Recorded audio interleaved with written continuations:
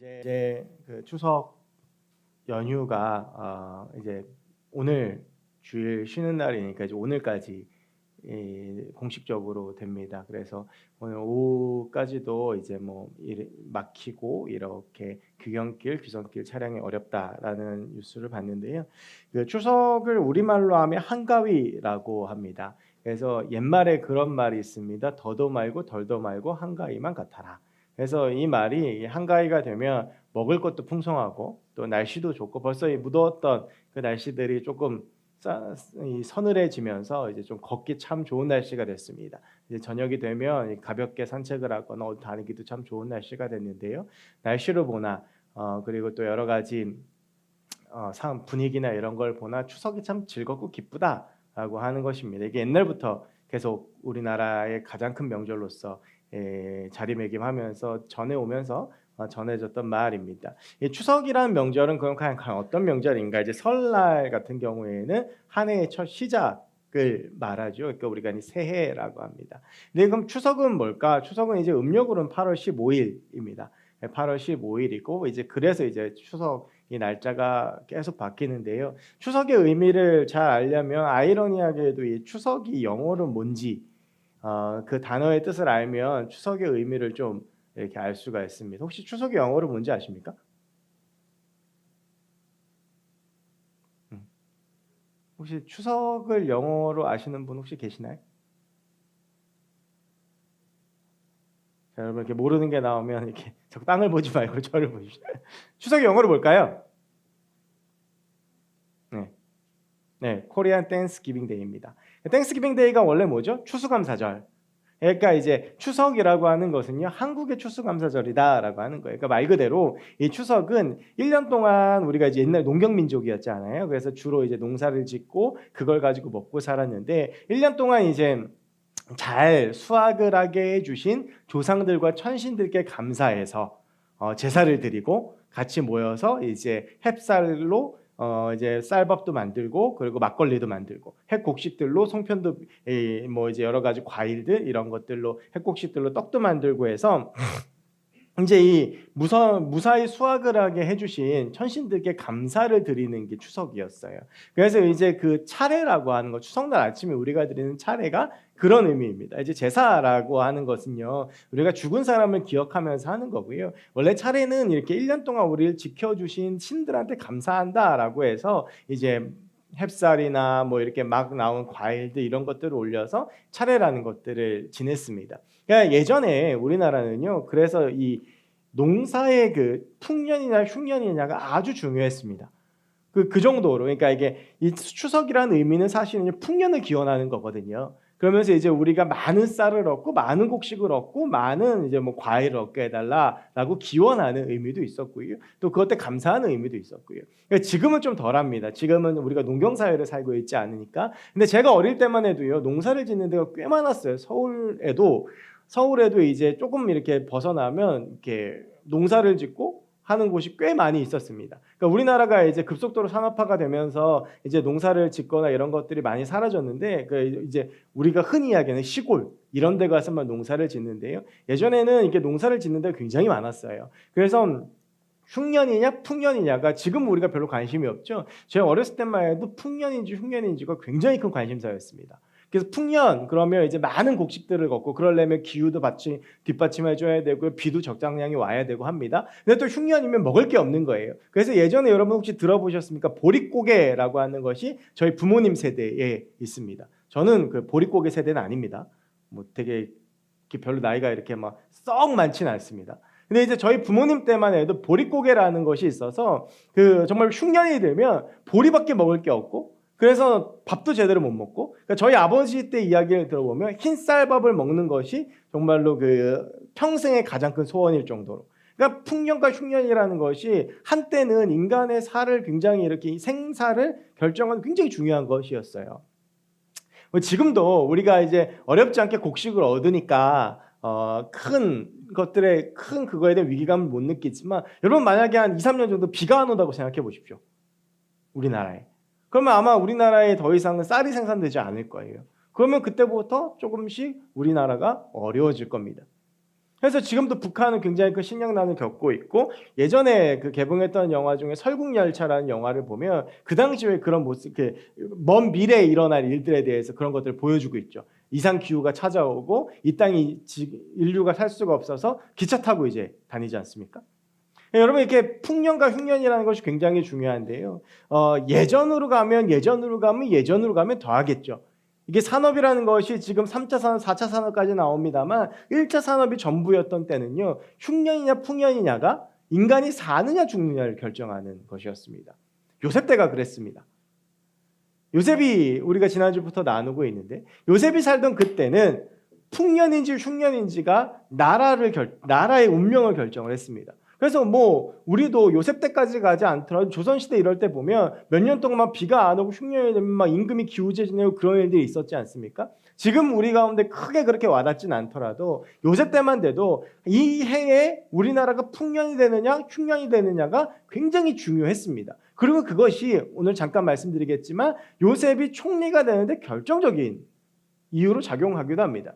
우리가 지난주에는 요셉이 형들을 용서하는 이야기들을 봤습니다. 그래서 중간 과정들을 많이 생략을 하고 이제 그 요셉이 나중에 총리가 되어서 형들을 만나는데 형들을 용서해줬다 라고 하는 것이 지난주의 이야기였다면, 오늘은 요셉이 그 총리 될 때까지의 과정을 잠깐 보려고 해요.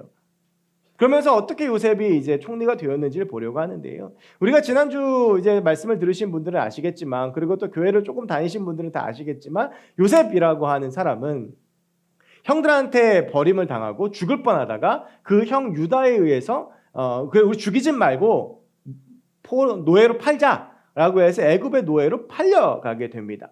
그러면서 이제 그 당시에는 노예 장사를 했어요. 그러니까 사람들 쭉 세워놓고 돈을 주고 사고 팔았습니다. 나이가 젊고 어리고 좀 똘똘하고 잘생기고 일 잘하게 생겼으면 그만큼 값이 더 크고요. 나이가 들고 일을 잘 못하게 생겼으면 그만큼 적은 값을 받겠죠.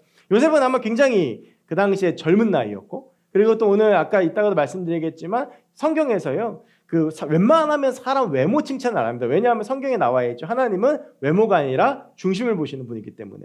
근데 성경에 그렇게 외모 칭찬하는 사람 몇 명 없는데 한 2명 정도 있습니다. 하나가 여러분 오늘 혹시 성경 보신 분들 본 분들은 아시겠지만 압살롬이고요.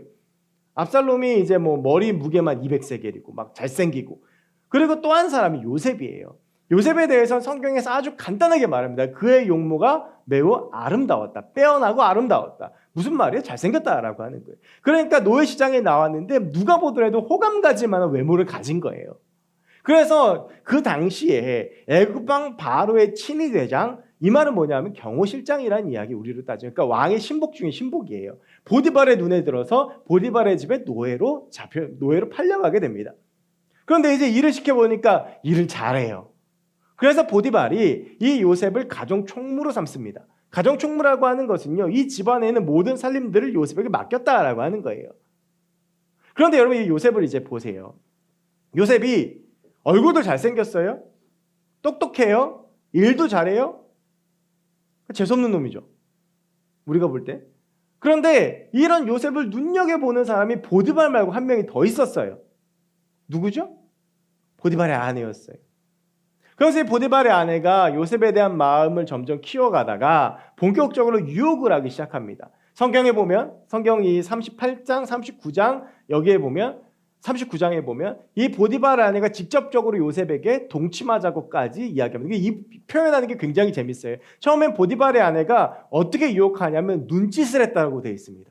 그러니까 계속 이렇게 추파를 던진 거죠. 그런데도 요셉이 이제 별 미동이 없어요. 그러니까 어떻게 합니까? 직접 대고 아예 대놓고 우리 같이 동침하자라고 말을 합니다. 그런데 그때 요셉이 내가 하나님 앞에 죄를 지을 수 없다라고 말하고 그 자리를 피하다가 겉옷이 벗겨지죠. 그래서 겉옷이 벗겨지게 되면서 보디발의 아내가 그 겉옷을 가지고 이제 요셉에게 앙심을 품은 거예요. 자기 유혹을 거절했고 자기한테 수치심을 줬으니까 이제 이 요셉이 나를 강간하려 하다가 실패했다라고 요셉에게 거꾸로 죄를 뒤집어 씌웁니다. 그래서 요셉이 어떻게 됩니까? 요셉이 왕의 죄수를 가두는 감옥에 갇히게 됩니다. 제가 지난주에 말씀드렸지만 이 왕의 죄수를 가두는 감옥의 의미는요, 일반 감옥하고는 조금 다릅니다. 왕의 감옥이라고 하는 것은 직접적으로 왕에게 잘못한 사람들, 뭐 반역죄라든지 아니면 뭔가 왕의 심기를 거슬렸다든지 이런 사람들이 갇히는 곳이에요. 그러다가 왕의 심기가 오늘 일어나는데 기분이 안 좋아. 얘 쟤 끌어다 죽여. 야 그때 나 쟤 때문에 기분 나빠서 죽여. 그러면 가서 죽는 거예요. 근데 이 왕의 감옥이 어디 있었냐 하면 보디발의 집에 있었어요. 그래서 이 요셉이 보디발의 집에 있는 왕의 감옥에 갇힌 거예요. 그런데 이 요셉이요, 그 감옥에 갇히면서 이 보디발이 두 사람을 부탁을 합니다. 요셉에게. 그래도 네가 똑똑하니까 두 사람을 좀 감옥에서 챙겨라. 하나가 술 맡은 관원장이고 하나가 떡 맡은 관원장입니다. 이 둘을 네가 좀 챙겨라 라고 해서 이 보디발의 감옥에다 집어넣는데 이 요셉이 그 감옥에서도 꽤나 똑똑하게 일 처리를 잘하니까 간수장이요, 39장 23절에 보면 그에게 모든 사물을 다 맡기고 돌아보지 않았다라고 되어져 있어요. 그러니까 요셉이 감옥에 가서도 감옥에 있는 여러 가지 일들을 처리하는 사람이 된 거예요. 그런데 이제 중요한 것은 요셉이 감옥에서 만난 이 두 사람입니다. 하나가 술 맡은 관원장이고 하나가 떡 맡은 관원장인데 이 사람들은 뭐 하는 사람들이야? 라는 생각이 들 수 있겠죠. 근데 이 사람들이 뭐 하는 사람들이냐 하면 굉장히 술, 떡 그러니까 별것 아닌 사람처럼 느낄 수 있겠지만 굉장히 중요한 사람들이에요. 여러분 그 당시에는 이제 왕이 있으면 왕의 정적들이 많습니다. 근데 이제 왕을 암살하려고 하는 시도가 계속 있어요. 근데 여러분 왕을 암살할 때 가장 좋은 방법 중에 하나가 뭐냐면 독약을 먹이는 거예요. 잠입하기도 쉽고요. 주방에 가서 살짝 독약을 넣으면 되니까 어디 사람들 많이 모이는 데서 칼로 죽이고 하는 것보다 훨씬 쉽잖아요. 그래서 술 맡은 관원장은 뭐 하는 사람이냐면 왕에게 올라가는 술을 다 검수하는 사람이에요. 이 술에 독이 있나 없나. 떡 맡은 관원장은요, 왕한테 올라가는 떡에 독이 있나 없나를 보는 사람. 그러니까 여러분 아무나 시킬 수 있겠습니까? 만약에 제가 왕이에요. 그런데 제가 정말 저를 정말 싫어하고 저를 정말 안 좋아하고 저랑 별로 마음에 안 맞는 사람들을 술 맡은 간원장으로 못 세우죠. 언제 이 사람이 내 술에다 독을 탈지 모르잖아요. 언제 이 사람이 내 떡에다가 독을 탈지 모르잖아요. 그러니까 술 맡은 간원장과 떡 맡은 간원장이라는 얘기는 왕의 가장 큰 신임을 얻었던 사람이라고 하는 것입니다. 그러니까 왕이 자기의 목숨을 맡길 수 있는 사람. 우리가 먼 뒤의 얘기지만 그런 술 관원으로서 우리가 잘 알고 있는 사람 중에 하나가 느헤미야입니다. 어쨌든 이렇게 왕의 두 신복이 있었는데 어느 날 이 두 사람이 꿈을 꿉니다.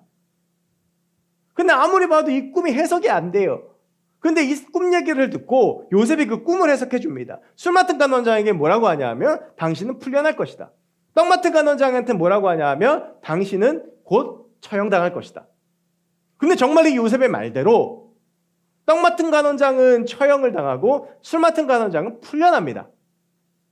그리고 나서 이 술 맡은 간원장의 꿈을 해석하면서 요셉이 부탁했던 것이 뭐냐면 당신이 풀려나면 나를 잊지 말아달라. 내 억울함을 풀어달라라고 하는 것이었습니다. 그런데 여러분 사람이요, 그때 이제 자기 유리하고 자기 기분 좋은 대로 행합니다. 복직당한 기쁨이 너무 큰 거예요. 그래서 감옥에 있던 요셉을 까맣게 잊어버립니다. 그렇게 한 2년 정도의 시간이 흘렀습니다. 어느 날 애굽왕 바로가 꿈을 꿉니다. 근데 두 가지의 꿈을 꾸는데 이 두 가지의 꿈이 영 이상해요. 첫 번째 꿈은 뭐였냐면 양이 있는데, 소가 있는데요, 살찐 소들이 있었는데 흉악하고 파리한, 그러니까 삐쩍 마르고 이상한 소들이 나와서 그 살찐 소를 잡아먹어요. 7마리가, 살찐 소 7마리가 있는데 흉악한 소 7마리가 와가지고 잡아먹습니다. 두 번째는요, 이삭이 있는데, 충실하고 좋은 이삭이 있는데 가늘고 마른 7 이삭이 그걸 또 잡아먹습니다. 그러면 꿈이 좀 이상하잖아요. 77인데 좋은 게 안 좋은 거에 잡아먹히고 좋은 게 안 좋은 거에 잡아먹혀요. 그러니까 아무래도 바로가 생각해도 이 꿈이 좀 이상한 거예요. 그래서 이 꿈을 해석할 수 있는 사람을 온 그 전역에서 모으기 시작을 합니다. 그런데 좀 똑똑한 사람, 꿈을 좀 푼다는 사람, 무속인, 점장이, 지식 있는 사람들 다 와도 그 꿈을 해석을 하지를 못해요. 그때 술 맡은 관원장의 머릿속에 떠오르는 사람이 있었습니다. 그가 누굽니까? 요셉입니다. 내 꿈과 떡 맡은 관원장의 꿈을 해석해줬던 요셉이 생각이 났고 왕한테 그 얘기를 해서 왕이 요셉을 불러옵니다. 그리고 이 꿈 이야기를 들은 요셉이 이 꿈에 대해서 정확하게 해석을 합니다. 살찐 소 7마리는 7년 풍년을 의미하고 그를 잡아먹은 흉악하고 파리한 소 7마리는 그 뒤에 올 7년의 흉년을 의미합니다. 그 뒤에 나오는 꿈도 마찬가지입니다.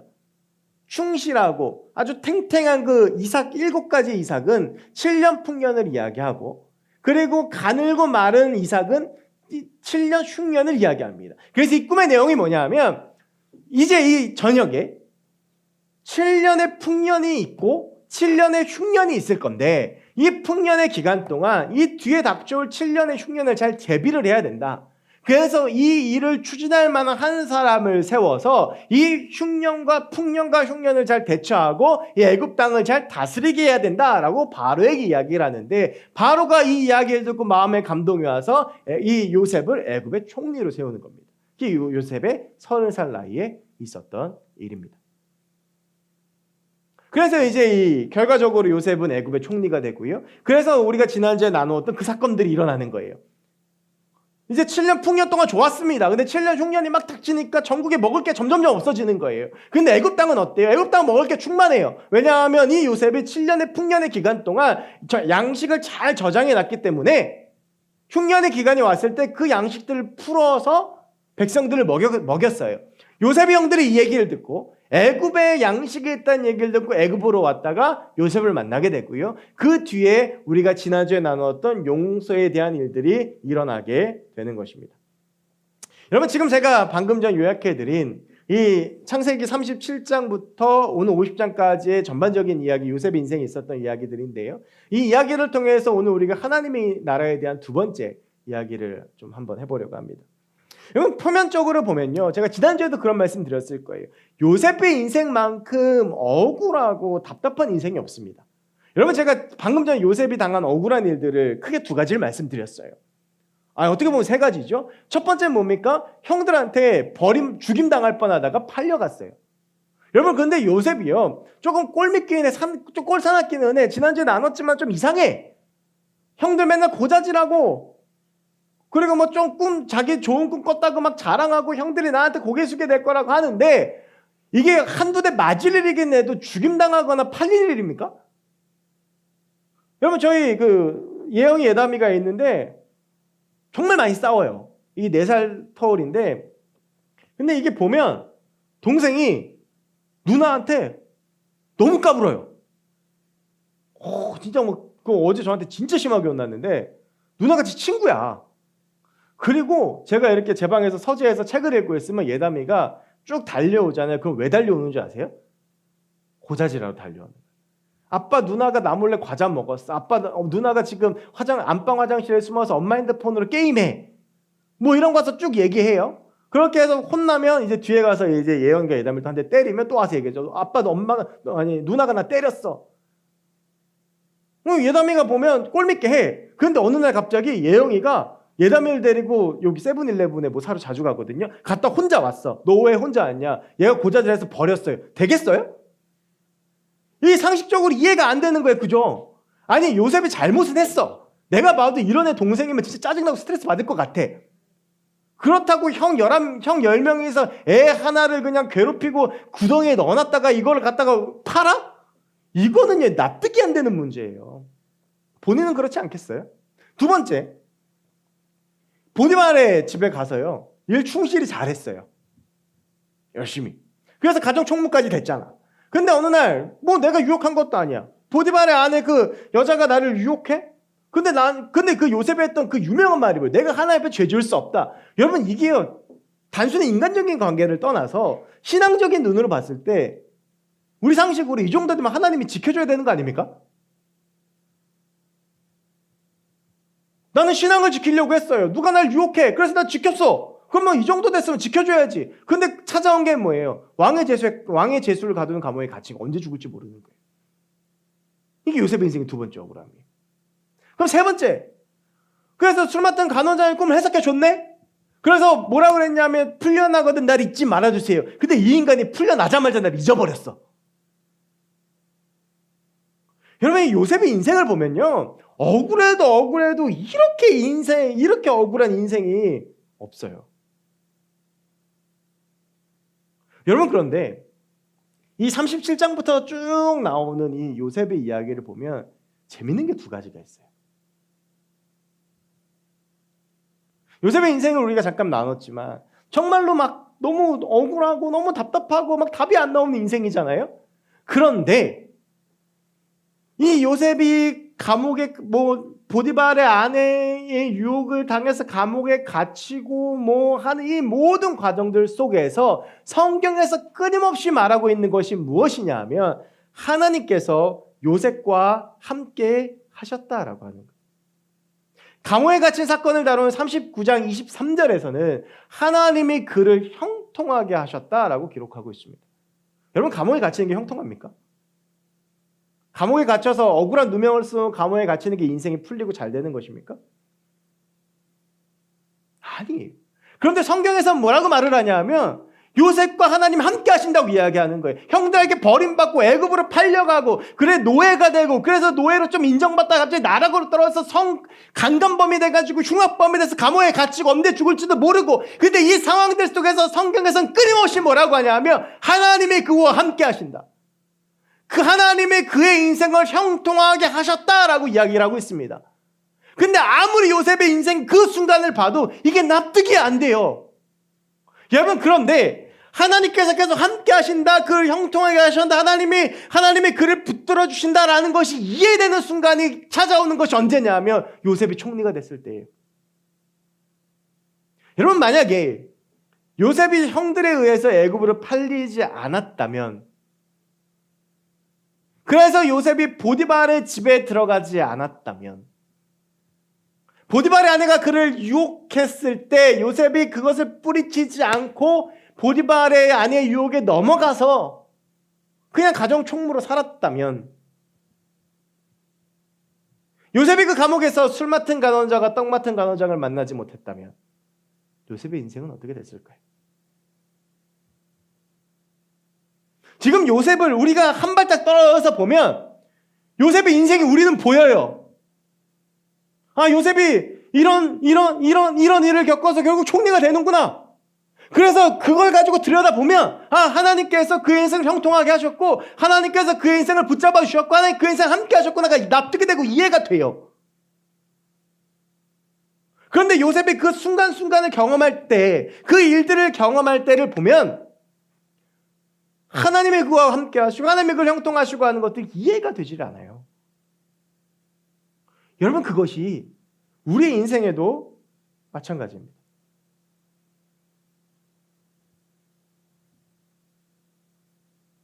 오늘 그 설교 제목이요. 이것이 하나님의 나라다, 이 평안함입니다. 근데 우리 부목사님 중에 한 분이 주보를 보시더니 저한테 목사님 오늘 설교 제목이 명절을 지내고 오는 청년들한테 되게 마음이 와닿을 것 같다는 거예요. 저는 그런 생각이 없었거든요. 왜요? 그랬더니 명절 때 집에 간 청년들이 얼마나 고생했겠습니까? 너 언제 결혼하냐? 너 뭐 취업은 어떻게 됐냐? 너 어느 학교 다니냐? 뭐 쟤는 어디 됐다던데 너는 나이가 지금 몇 살인데 그런 말에 시달리다가 왔을 텐데 평안함이라는 말이 참 갈급하지 않았겠습니까? 라는 이야기를 하던데요. 여러분, 우리가 청년으로 살아가면서 요셉과 같은 그런 인생들을 그런 시간들을 만날 때가 정말 많이 있습니다. 이해가 안 돼요. 억울해요. 도대체 내 인생 가운데 왜 이런 일이 일어나는지 모르겠어요. 그런데 여러분, 또 한 가지 재미있는 게 있어요. 제가 말씀드렸잖아요. 요셉의 인생만큼 참 답답하고 억울한 인생이 없는데 이렇게 보면 우리가 이제 제가 말씀드린 것처럼 이래 총리가 됐구나라고 이해가 되지만 여러분 생각해 보세요. 나랑 같이 자라고 난 형들이 나를 죽이려고 했어요. 나를 팔았어요. 나름대로 열심히 하고 유혹까지 뿌리쳤는데 난 감옥에 갇혔어요. 꿈을 해석해 주는데 잼 풀려나고 나는 감옥에 있어요. 열 안 받겠어요? 그런데 이 모든 과정을 통과하는 본문을 잘 들여다보면 정말 재밌는 게 뭐냐면 요셉이 아무 말도 안 해요. 요셉이 딱 3번 말합니다. 하나가 보디발의 아내의 유혹을 거절할 때 내가 하나님께 죄를 지을 수 없다. 2번째가 술 맡은 간원장의 꿈을 해석할 때. 3번째가 바로의 꿈을 해석할 때. 여러분, 이 보디발의 아내 유혹에 넘어가서 감옥에 갇힐 때 그렇게 보디발에게 신임받았으면 한마디라도 변명을 할 수 있고, 사람에게 변명을 못하더라도 하나님께 원망이라도 할 수 있잖아요. 그런데 이 요셉은요, 한마디도 하지 않습니다. 왜 그랬을까요? 이렇게 억울한 일을 당하는데. 여러분, 그러면 요셉이 그래서 아무 말도 안 했을까요? 나는 이 일을 경험하고 나면 총리가 될 거다. 하나님이 오늘 알려주신 거야, 꿈에. 성경에는 안 나와 있지만 딱 나타나셔서, 야, 이제 형들이 널 버릴 거야? 그 형들이 너를 버려서 너는 애굽으로 팔려갈 거야. 그래서 너는 보디발의 집에 갈 거야? 거기서 네 보디발의 아내가 너를 유혹할 텐데 거절해. 그럼 넌 감옥에 갇힐 거야. 그럼 넌 거기서 술 맡은 간원장과 떡 맡은 간원장을 만나겠지? 그럼 넌 거기서 내가 걔들한테 꿈을 꾸게 할 테니까 이 꿈을 해석해줘. 그러면 걔가 풀려나서 너 또 잊어버릴 거야. 그럼 2년 더 울고게 살아야 돼. 그런데 내가 오늘 바로한테 꿈을 꾸게 할 거야. 그럼 너 그 꿈 해석해봐. 그럼 너 총리 된다? 요셉이 이거 알았을까요? 이걸 아니까 형들이 나를 감옥에 딱 집어넣었을 때, 이제 시작이구나. 그래, 빨리 날 팔아. 니들 나 안 죽일 거 알아. 나 빨리 팔어. 보디발의 집 팔려가 드디어 팔린다. 나는 이제 노예로 가서 나는 가정 총무가 될 거야. 그리고 보디발의 아내가 유혹할 때, 아무리 유혹해봐, 나 안 넘어가. 나는 감옥에 가야 돼. 요셉이 이랬을까요? 그래서 아무 말도 안 하고 있는 겁니까? 요셉은요, 자기가 총리가 될 걸 몰랐어요. 그런데 아무 말도 하지 않고 있어요. 왜 그랬을까? 여러분, 여기서 하나님의 나라에 대한 아주 두 번째 중요한 특징이 나옵니다. 그것이 뭐냐 하면 통치권입니다. 누가 내 인생을 다스리느냐. 여러분, 나라에 있어서 제일 중요한 게 뭡니까? 누가 통치하느냐예요. 어느 누가 통치를 가지고 이 나라를 다스리는지가 중요한 거예요. 여러분, 요셉은요, 자기가 총리가 될 거라는 믿음은 없었지만 어떤 믿음이 있었냐면 하나님이 나와 함께 하신다는 믿음은 있었어요. 그러니까 감옥에 가서도 억울하게 감옥살이를 해도 노예로 팔려도 원망하고 불평하고 사람 상대하고 말하고 내 고집과 내 계획과 내 생각을 말하는 것이 아니라 그저 잠잠히 하나님의 인도하심을 바라보는 거예요. 여러분의 통치권에 대한 것은 쉽게 말하면 뭐냐 하면 여러분 인생의 주인이 누구이냐라고 하는 거예요. 근데 내 인생의 주인이 누구인지 쉽게 하는 법이 뭔지 아세요? 요셉처럼 내 말이 아니라 하나님의 인도하심과 하나님의 말씀이 내 인생 가운데 더 많다면 그거는 하나님이 내 인생의 주인이 맞는데, 하나님이 말씀하시는 것은 없고 내 말만 많고 하나님의 음성에 귀 기울이지 않고 내 소리만 내고 내 고집, 내 원망, 내 이야기들만 가득하다면 그것은 지금 내 인생의 주인이 나라는 것입니다. 요셉이라고 자기 인생의 계획이 없었겠습니까? 금주역엽자란 그 요셉이 내 인생에 대한 목표나 내 인생에 대한 생각이 없어서 조용히 하고 있었겠습니까? 아니요. 요셉은 알았습니다. 내가 설령 이대로 죽더라도 내 인생의 주님 손에 있기 때문에 주님이 내 인생을 이끌어 가신다라고 하는 그 믿음이 있었고, 그래서 요셉은 자신의 인생 전부를 하나님께 걸었던 것입니다.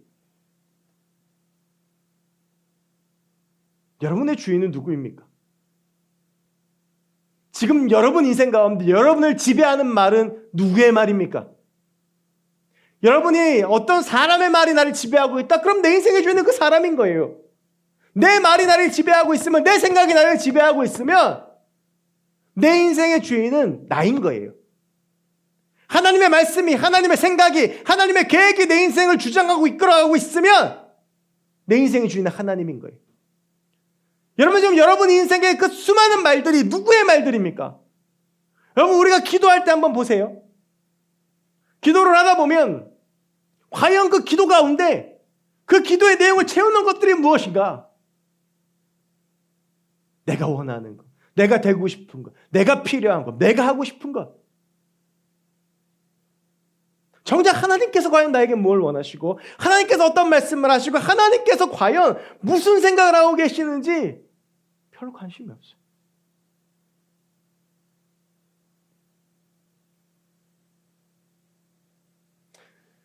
제가 이제 제 인생에 고민이 되게 많습니다. 이제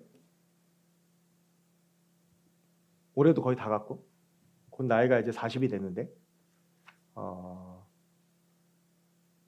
그래요. 저희가 요즘 참 교회들이 어려워요. 그러면 교회들도 막 교인도 줄고 교회도 줄고 막 그러잖아요. 그러면 뭐 제 이제 인생을 제 아내하고 요즘 기도하면서 생각하고 있는데 뭐 담임 목사가 되든 뭘 하든 해야 될 거 아니에요. 그런데 나는 내 성격이나 나를 이렇게 봐서는 저는 목회를 잘 못할 것 같아요. 저는 되게 고민이에요. 하나님께 나 어떻게 쓰실까? 근데 이게 하나님께서 나를 어떻게 쓰실까의 고민이 점점 뭐가 되냐면 내가 하고 싶은 건 내가 되고 싶은 거에 대한 생각이 점점 커져요. 그리고 그대로 되지 못하면 뭔가 짜증나요. 그리고 막 그런 고민들을 쭉 하다 보면 결국 마음속에 남는 게 뭐냐면 걱정과 고민과 그런 것들이에요. 여러분, 이 말은요. 여러분들한테 여러분 인생에 아무런 걱정 고민 없이 생각 없이 살라는 이야기가 아닙니다. 그냥 되는 대로 살라고 하는 이야기가 아닙니다. 다만 우리의 초점과 우리의 눈과 우리의 마음이 어디에 맞추어져야 되느냐라고 하는 것입니다. 불안하십니까? 왜 불안한 겁니까? 걱정되십니까? 왜 걱정이 되시는 겁니까? 고민되십니까? 뭐가 고민인 것입니까? 여러분, 우리는 너무 많은 순간 하나님이 우리 인생의 주인이라는 사실을 잃어버리고 삽니다. 우리 인생의 주인이 하나님이십니다. 우리의 눈의 초점도, 우리의 삶도, 우리의 생각도, 우리의 계획도 하나님께 맡겨져 있어야 됩니다. 제가 지난주에 용서에 대한 설교를 막 했어요. 저는 지난주에 제가 설교를 짧게 한 줄 알았어요. 그래서 되게 마음속으로 만족했거든요. 지난주에 40분 했더라고요.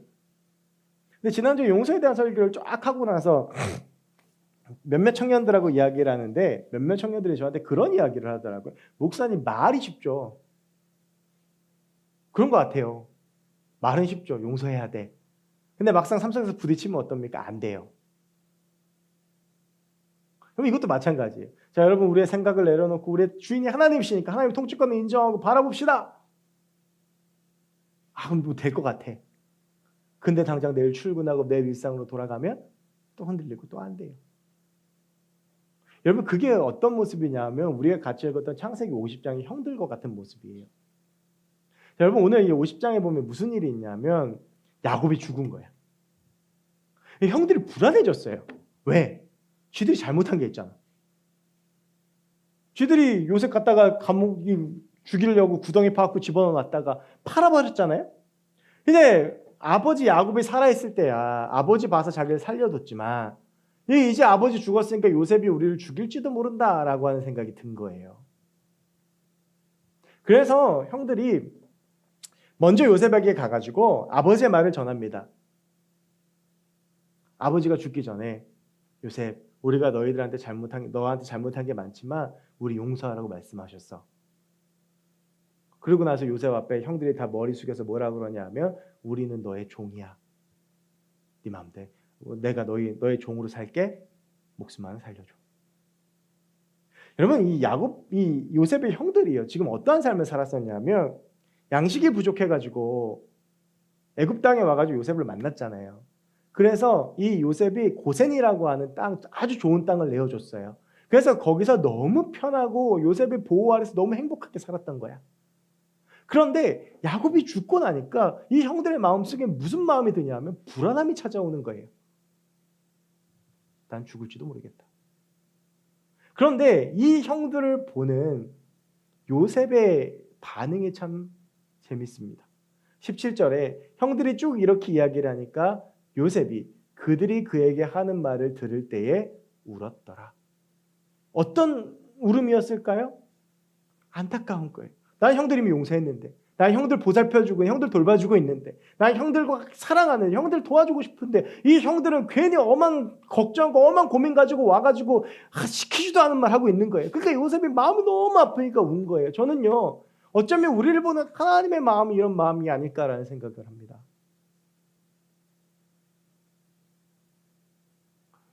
상황을 보면 그렇습니다. 형들에게 있어서 아버지 야곱이 죽은 것처럼 절망적이고 겁나는 상황일 수도 있어요. 내가 원하는 대로 취직도 안 돼. 취직했는데 나랑 안 맞아. 힘들어. 입시도 안 돼. 저희 지금 일부 예배 드리는 우리 재수생들이 몇 명 있거든요. 이제 그 친구들 늘 만나면 이제 끝날 때마다 손잡아주고 힘내자 그러는데 뭐 입시도 내 마음대로 안 되고 연애, 결혼 내 마음 되는 게 하나도 없어. 고센 땅에 있을 때 같을 때도 있었는데 아버지 요셉이 죽은 것 같은 그런 상황에 놓일 때도 있는 거예요. 그러니까 불안하고 걱정돼, 고민돼. 그런 우리를 바라보는 하나님의 마음이 바로 오늘 요셉의 이 마음인 겁니다. 형들의 그 불안과 걱정과 고민을 듣고 울었던 그 요셉의 그 마음이 상황을 바라보면서 오늘도 신음하고 울고 있는 우리 청년들을 바라보는 하나님 아버지의 마음이라는 거예요. 아들아, 내가 있잖아. 내가 살아있잖아. 내가 너를 다스리잖아. 내가 네 주인이잖아. 내가 너와 함께 하잖아. 근데 도대체 뭐가 걱정인 거야? 지금까지 너를 이끌어온 것도 나고 앞으로도 네 인생 내가 이끌어 갈 건데 뭐가 그렇게 걱정돼? 여러분, 예수님께서 뭐라고 말씀하셨습니까? 누가 걱정함으로 키를 한 자라도 더 할 수 있느냐? 여러분, 우리가 걱정한다고 키가 큽니까? 우리가 걱정한다고 갑자기 없던 통장에 잔고가 생깁니까? 우리가 걱정하고 고민하고 불안해한다고 맡겼던 내 인생이 뚫리고 지금 내 생각에 꼭 필요해야 되는 것들 해결되어집니까? 아니에요, 여러분. 우리가 하나님하고 같이 살기로 하고 우리가 하나님 붙잡고 사는 이상 우리의 인생은 하나님 손에 있습니다. 하나님이 우리의 삶을 인도하십니다.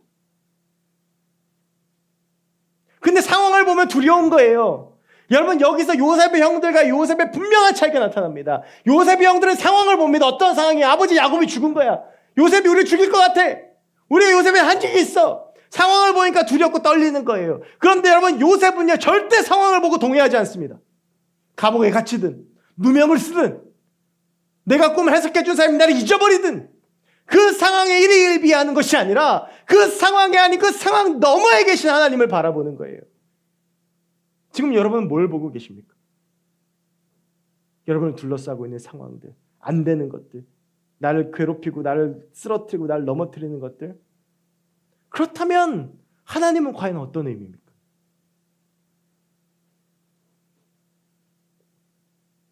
여러분, 저는 저와 여러분의 삶 가운데 하나님의 나라가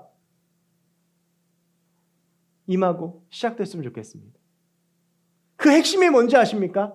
하나님이 우리의 삶을 다스리시는 것입니다. 우리의 삶의 통치권, 나의 삶의 주인이 하나님이 되시는 것입니다. 여러분, 우리의 삶이 주님 앞에 있습니다. 자꾸 상황 보고 두려워하고 떨어하며 아파하지 마십시오. 걱정하지 말고 고민하지 마십시오. 요셉처럼 그냥 하나님 앞에 내어 맡기세요. 물론 내 마음대로 안 될 수 있어요. 물론 내 뜻대로 안 될 수 있어요. 그런데 여러분, 그게 뭔 상관입니까? 내 인생의 주인은 하나님인데? 안 되면 죽기밖에 더 합니까? 죽으면 천국인데? 여러분, 이게 믿음입니다. 지금 여러분의 삶을 무엇이 둘러싸고 있고, 지금 여러분의 삶이 무엇으로 눌려있고, 지금 여러분이 무엇 때문에 아파하고 괴로워하고 걱정하고 고민하고 밤마다 눈물을 흘리고 신음하는지 모르겠지만 분명한 것은 하나님은 살아계시고 오늘 요셉을 인도하셨듯 우리의 삶도 인도하실 겁니다. 그 긴 터널을 지나 하나님의 때가 됐을 때, 제가 이 하나님의 때라는 말을 참 좋아합니다. 이 헬라어로 카이로스라고 하는 말이에요. 하나님의 때가 됐을 때 하나님은 하나님의 일들을 분명히 하시고 하나님의 계획과 하나님의 열매와 역사들을 우리 가운데 보여주실 겁니다. 사랑하는 청년 여러분, 상황을 보지 마십시오. 나를 둘러싸고 있는 환경이나 사람들의 말이나 세상의 기준을 보지 마십시오. 우리의 인생은 하나님의 것입니다. 하나님이 다스리실 것이고 하나님이 일하실 것이고 하나님이 이끄실 것이고 하나님이 답하실 것이고 하나님이 역사하실 것입니다. 오늘 이 말씀을 준비하면서 제가 생각나는 찬양이 두 곡이 있었어요. 하나는 제가 여기 와서 참 많이 했던 찬양인데 아무것도 두려워하지 말라였고요. 또 하나가 지금 여러분과 함께하고 이 말씀의 결론을 좀 찾아보려고 하는 찬양인데 모든 상황 속에서라고 하는 찬양입니다. 그러면 모든 상황 속에서 우리가 주를 찬양하고 내 영혼이 흔들리지 않고 확정되어서 믿음의 눈을 들어 주만 바라봤으면 좋겠습니다. 요셉이 그러했듯이 우리도 그랬으면 좋겠습니다. 그럴 때 하나님의 다스림과 하나님의 이끄심과 하나님의 계획이 우리의 삶 가운데 온전히 역사할 줄로 믿습니다. 우리 같이 함께 이 찬양하시면서 나를 향한 주의 음성에 귀를 기울이는 시간이 됐으면 좋겠습니다.